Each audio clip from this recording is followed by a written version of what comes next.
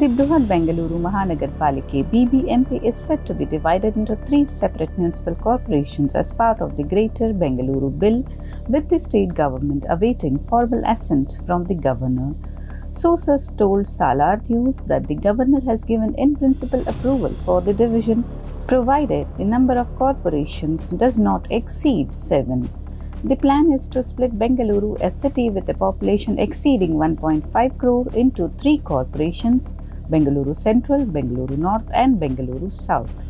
Each corporation will oversee 150 wards and serve approximately 50 lakh residents.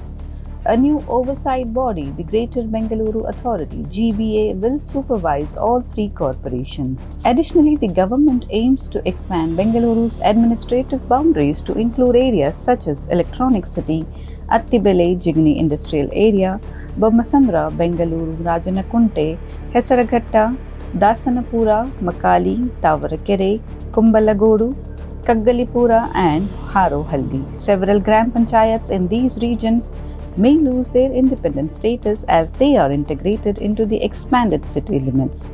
The government will soon issue a preliminary notification followed by a 30-day window for public objections and suggestions. After reviewing the feedback, a final notification will be released to formalize the changes.